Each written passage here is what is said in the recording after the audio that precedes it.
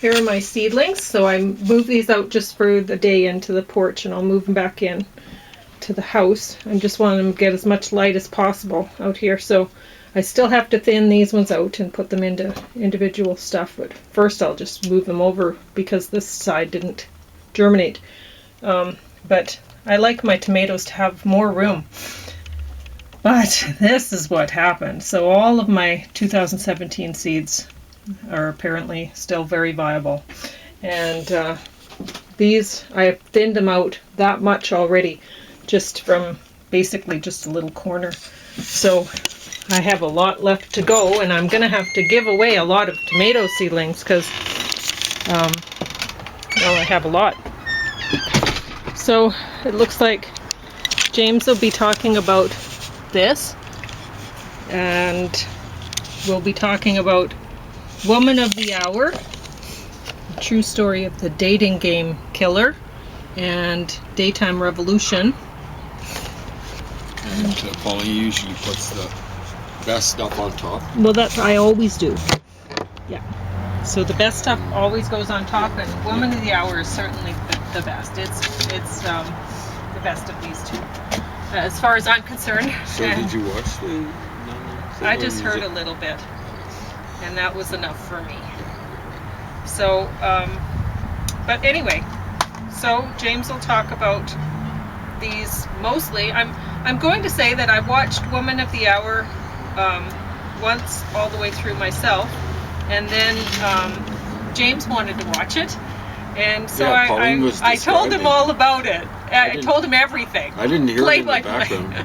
And then he said, "Oh, well, I want to watch that." And I'm like, "After I already told you everything that happened?" And he's like, "Yep." Yeah. So he watched it, and what do you think? Was it worth watching after I told you all about it? I thought it was just starting.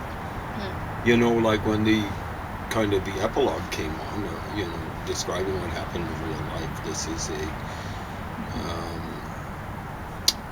I guess you'd call it a mockumentary or something like that. But yeah, I suppose. But it's based apparently on a real story. Yeah. So I don't know. Should we do a spoiler alert type of thing on it or what? I don't know.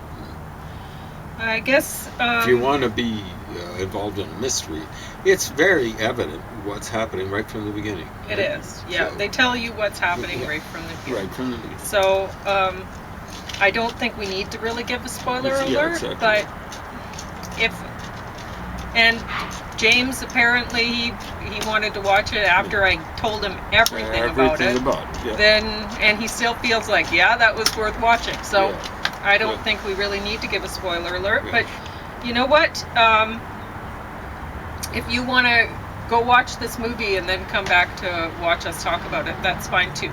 Because it's definitely worth watching, as far as I'm concerned. There are lots of lessons to be learned. Mm-hmm. And not just for potential victims of serial killers. No, maybe for a spoiler alert, maybe we shouldn't tell people what the teenage girl actually says. Yeah, we should save that. I told James, but I didn't expect he was going to want to watch it. So I'm going to save that because that's very interesting. Anyway, I love the way this movie is set up. At first, when I was thinking the true story of the dating game killer, well, it sounds okay. It sounds like a fake headline or something. Yeah, I don't know. Anyway, I'm like, okay, well, let's see what's going to happen. So, anyway,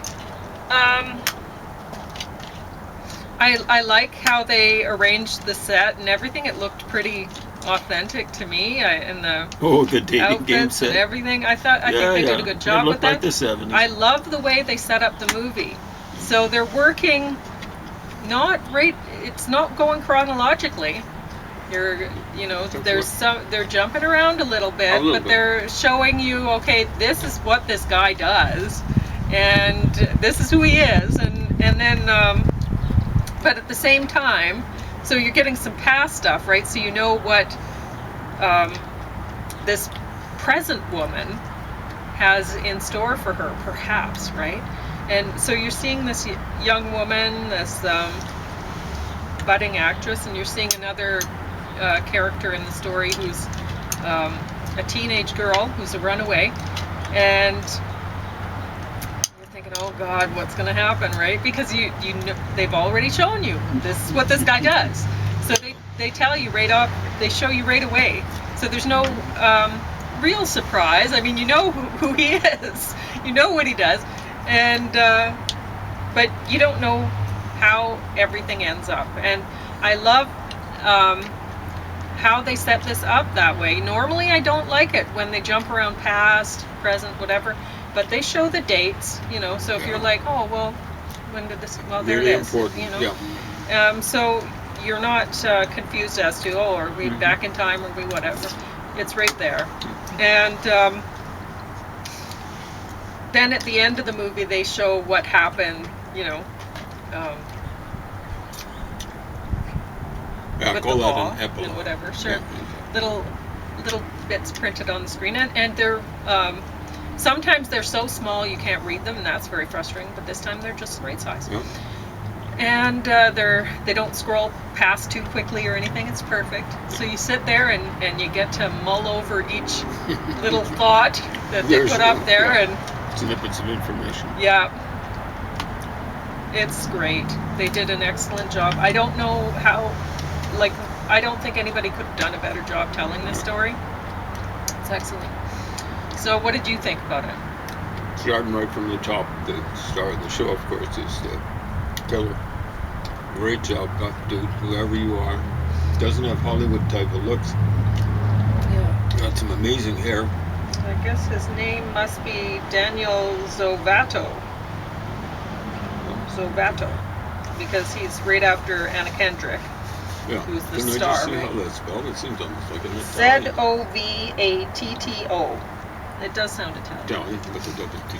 Yeah. Anyway, I think he's playing a Latino. Alcala strikes me as a Latino name. We'll look it up though. I don't know. But anyway, he's a very handsome guy, this Zovato. I don't know if the guy he's playing was handsome too. I imagine he was if they got him on the dating game. And that's the thing. A lot of people, they think, oh well, people who are rapists or whatever, they must be just really homely people, or that they wouldn't be able, you know, or else they'd be able to get dates on their own. Well, no, this guy, he's very confident. He knows he gets the girl every time. That's what he says. Yeah, and girl every time. Anyway. Smooth talker. Yep. Ladies, watch out for photographers. No kidding. They're not all but serial rapists. They're not all even rapists. They're not all sexual assaulters. Yeah. But too many of them are manipulators. Yeah, but I mean, watch out for the smooth talkers, because watch out for people that are really confident and really have a high opinion of themselves and stuff like that, because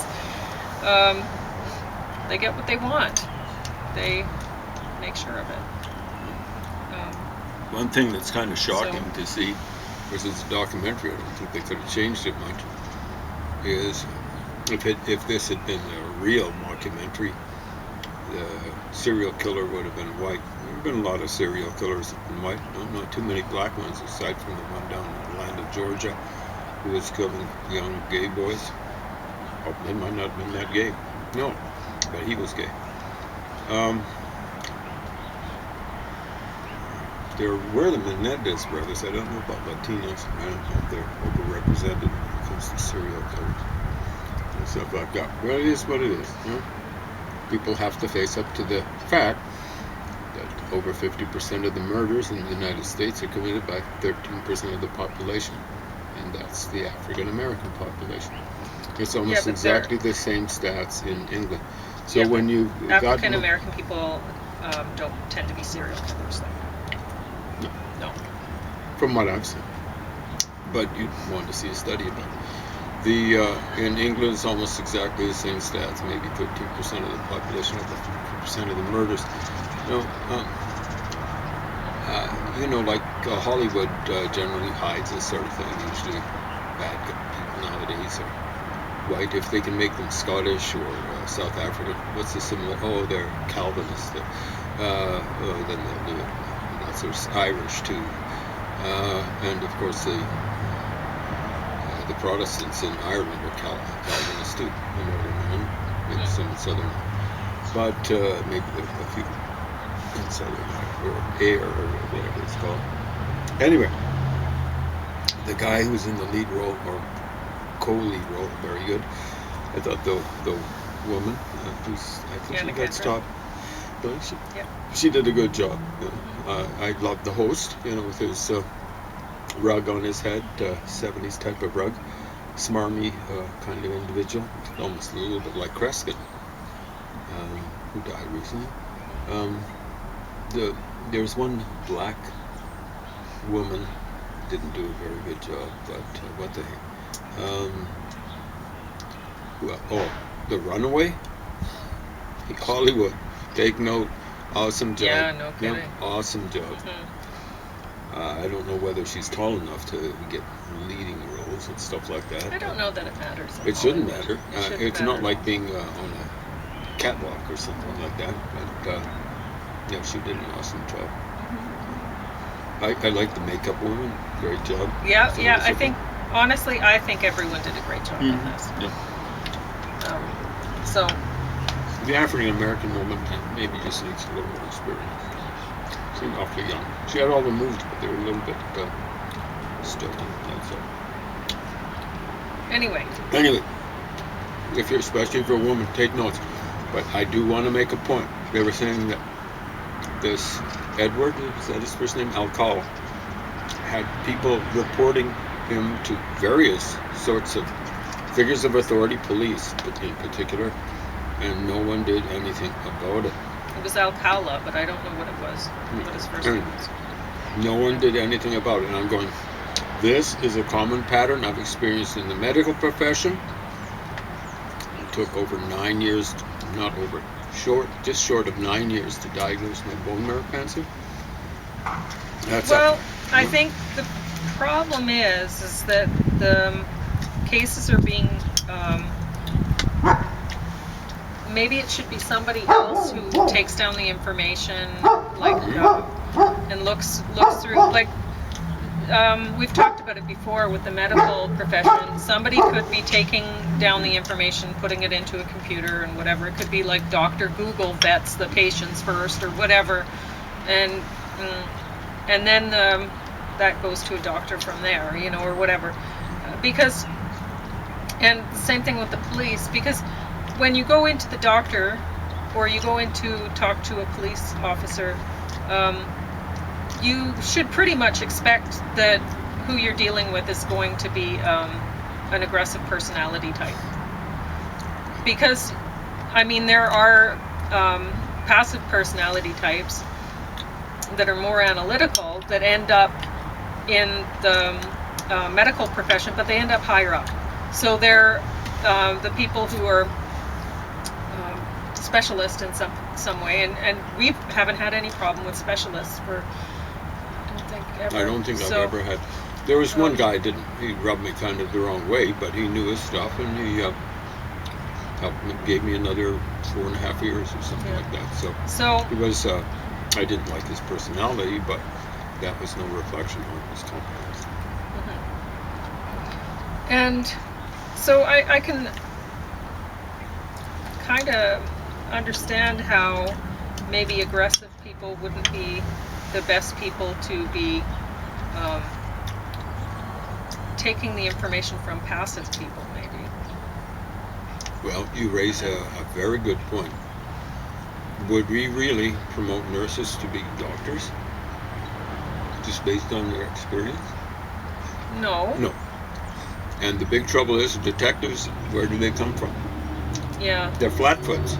Yeah. They're doctors. And that is one of the big problems with detectives, I'm starting to realize now.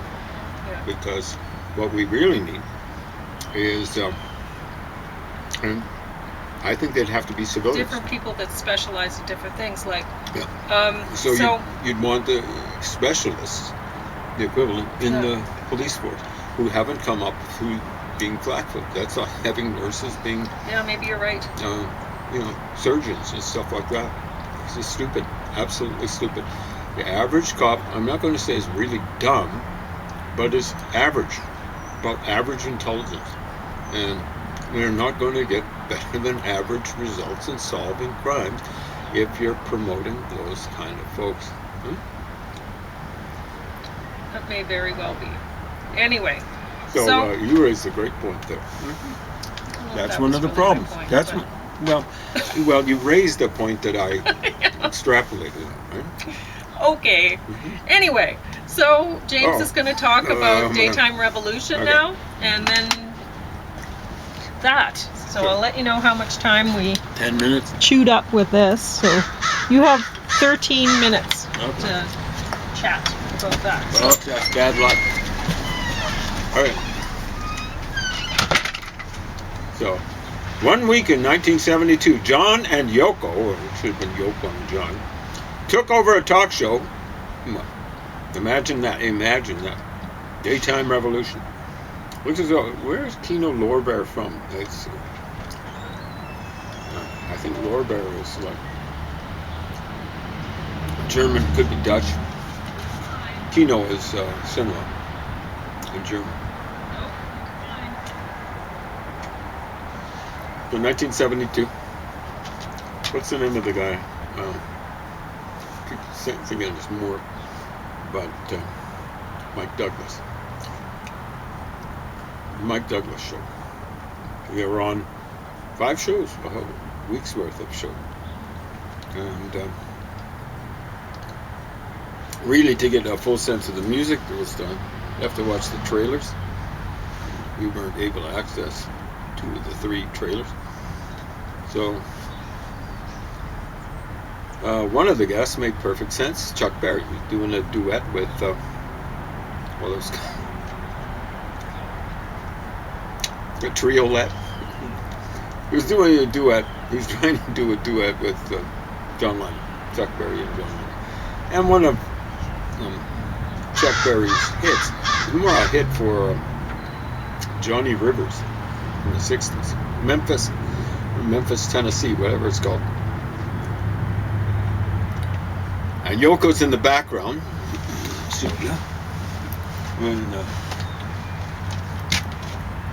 When John's performing, here she is, banging away on a bongo or something like that. Tom. And it's appalling because you can see she's just straining to try and stay with the beat. She's generally doing the backbeat. One of the things she's going, and she's, but oftentimes it's just, awful. As though she belonged there. Oh, she's awful. So, the worst part is Chuck Berry's doing this song, Memphis, Tennessee. Spoiler alert. It's a song about Marie. And Chuck Berry's persona in the song is singing a song about Marie and telling someone, send a message or something like that. Take a message to me from Marie. And it's kind of a heartfelt song. I don't know how much Chuck Berry felt it, but you're supposed to get into it. And the last verse is, Marie is only, how old? 16? No, she's not sweet. 6 years old. Information, please. Try to get a message through to her, Memphis, Tennessee. But after the 3rd verse, and she might have been doing it after every verse, or just at the end, not after, it's at the end of each verse. Well, at least one of them, the 3rd one, as I recall, there are 4 of them. She'll, hey, this is a person who has no clue. Did someone tell her what the lyric was about? Had she listened to it? You don't do something like that. It's just, it's it's a unintentionally comic moment. It's the sort of thing that Stephen Page would do. Now, he does a great Yoko Ono parody and you could be my Yoko Ono. There, the kind of yodeling kind of makes sense. Oh, awful, awful. So they're having little happenings, you know, like she smashed a cup, and each day they put a piece or two together. And by the end of the 5 days, the week's worth of programming, weekdays worth of programming, they have the cup back together. They do kind of like a party trick, which is they pass around, I don't know if it's canvas or a bit of paper. It should just be paper. Okay, you see, Mike Douglas, you draw. Oh no, Yoko Ono started. She drew a picture. Is that how it works out? And then Mike Douglas draws a little bit on the picture, and they hand it to the audience. It comes back looking like what you'd expect. It looks like a dog's breakfast, but the kind of dog's breakfast that a dog likes doing in the morning, where he slurps up the vomit that he left the previous day or something like that. So she has a box full of smiles. So it's kind of like she hands it to Mike Douglas, and he opens it up, and he sees a smile on there because it's reflective and it's his own smile. Yeah, that's the kind of thing I expect to see in the Dollarama store, going for $1.25 or $1.50 or whatever it is now. Well, here she's supposed to be a great artist or something like that. Just someone who became famous. It should have been infamous, and with some people, like me, it's deservedly infamous. So they had Chuck Berry, and they had worse than Yoko Ono. They had folks who are responsible, in whole, or almost like in part, for the Republicans taking elections, stealing elections, whatever. They trotted Ralph Nader out. So Nader struts out, and I should mention they bring out a couple. It looks like a Far Eastern couple, but translated over to the United States. I think they were both Japanese, and they're singing a whiny song about being East Asian and in the United States. Oh, it's an awful, awful experience. Turns out the guy who's overweight, he's got his chance to be up in the Camry. Luckily she was kind of thin enough so they could fit both of them into the screen, because he was big enough to, like a 5-ton truck coming towards the camera, even though he was sitting on a stool. Anyway, I guess it must have been a reinforced stool, but it looks as though he was a kind of East Asian that wasn't starving on a diet of rice or whatever over in North America, but apparently he'd been to, perhaps even graduated, Columbia University. Where's that? New York City. Now, that's not Hunter College in New York City. It's not this, that, and the other thing in New York City. It's not even NYU, New York University. It's Columbia University. What's the thing about Columbia? It's the only Ivy League university in New York City, and only one of 2 Ivy League universities in all of New York State, and it's one of only 8 Ivy League universities in all of the United States, and by extension the world. Hard done by. And they sung this horrible little song that had a thing like, it's like watching a war movie and you're cheering for the wrong side. And if you're in the United States and cheering against the United States in a war movie, unless it's cheering against, unless it's a war against indigenous folks, like the Sioux people or the Apaches, you've got problems. I don't think you belong in the United States. I don't think you belong. And this isn't a nationalist rant. You don't belong in a democracy. Because the United States, pretty well all the way down the line, and this includes the war in Vietnam, the Cold War, the war in Iraq, so on and so forth, they've been way more democratic.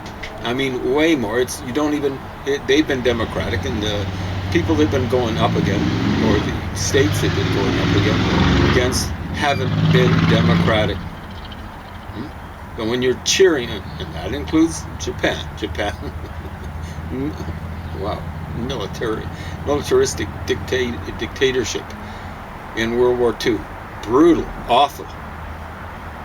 Some of the atrocities they committed, not just in China, in the Philippines, in Singapore, in Vietnam.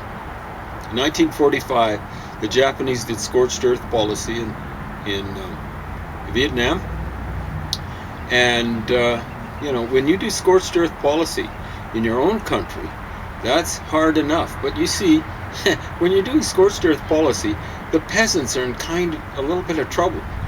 And when you do something like that in a country that's not your own, that is a brutal, unforgivable atrocity.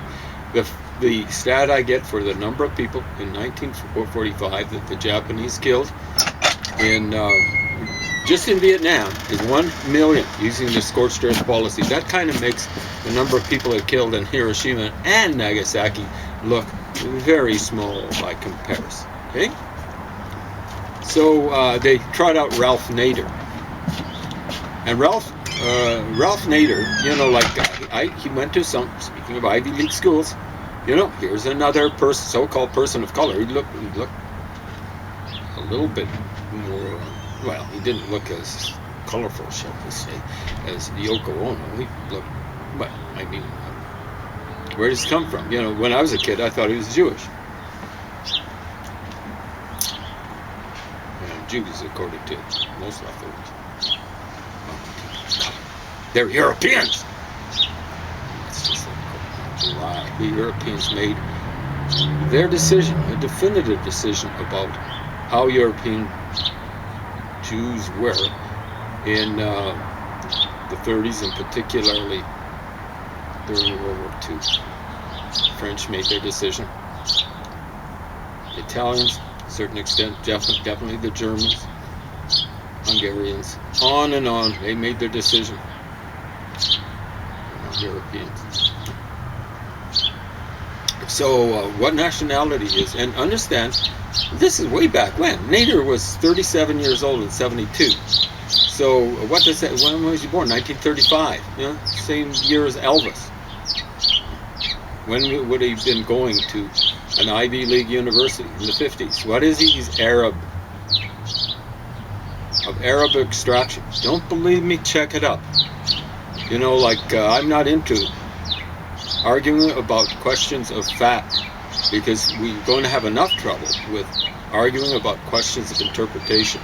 Check it up. Now, I believe it, I believe he came from a Christian background, but, the Christians in Lebanon are actually the native people in Lebanon. Not the Arabs. The Arabs aren't native there. Check it out. Historical fact. Now, some of the Arabs might have interbred with the Lebanese. Some of the original Lebanese might have converted and stuff like that. But Arabic, for example, is not the native language of Lebanon. Get that straight. It would have been something like Phoenician. You don't believe me? I don't care. Check it out. Now, so he trots out there. Who lost the, I can remember seeing a documentary where they had this idiot on, and he was being regaled by, this is in 2004, by Phil Donahue. Was Alan Alda there? He could easily have been. Susan Sarandon could easily have been, but I don't think she was there. Phil Donahue,